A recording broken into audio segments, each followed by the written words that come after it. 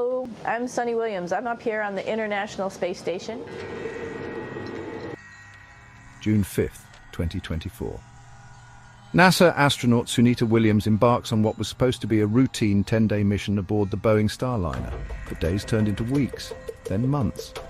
Something was wrong. And now, after nearly 9 months stranded in space, she has finally returned. But the real question is, was she truly stuck? Or was this all part of a bigger plan? This is the story of why Sunita Williams' mission became one of the longest unintended stays in space.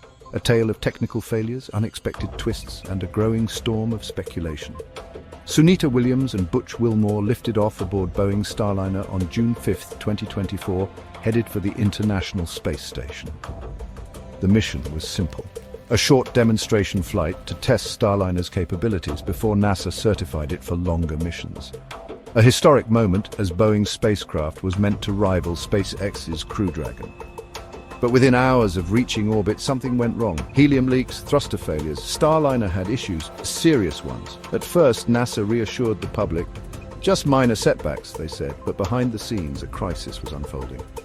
The Starliner was supposed to return in just over a week, but every time NASA prepared for re-entry, new technical issues emerged. The thrusters, vital for a safe return to Earth, were malfunctioning. Engineers needed time to assess the risks, and so Williams and Wilmore were left waiting. Days became weeks.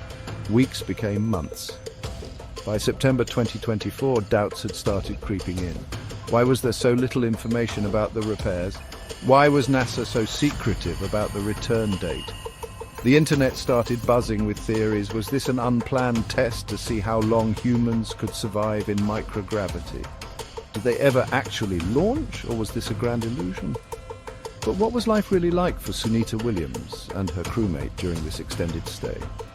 The International Space Station isn't a luxury hotel.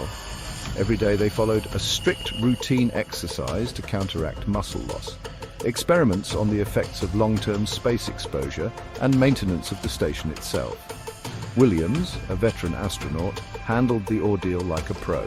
But spending nearly 9 months in microgravity takes a toll. Bone density loss, muscle atrophy, radiation exposure, it all adds up.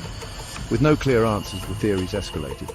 Some believed NASA was hiding a major discovery, a secret experiment that required prolonged human presence in space. Others suggested that the delays were staged to shift attention from deeper problems with Boeing's Starliner program. And the most extreme claimed the astronauts were never in space at all, that this was all an elaborate deception. But let's separate fact from fiction. NASA officially stated that Starliner's thruster failures and helium leaks made it too risky to attempt re-entry without extensive ground testing. Every option was weighed, and returning on Starliner simply wasn't safe. On March 18, 2025, after 9 months in space, they finally landed safely in the ocean. But even with the official explanation, doubts still linger. Why did it take so long for NASA to act? Was Boeing's Starliner ever truly safe? And most importantly, is human spaceflight more fragile than we've been led to believe?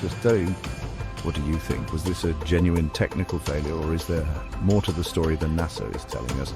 Comment below with your thoughts. And if you enjoyed this deep dive, don't forget to like, subscribe, and stay curious. Because in the world of space exploration, the truth is often stranger than fiction.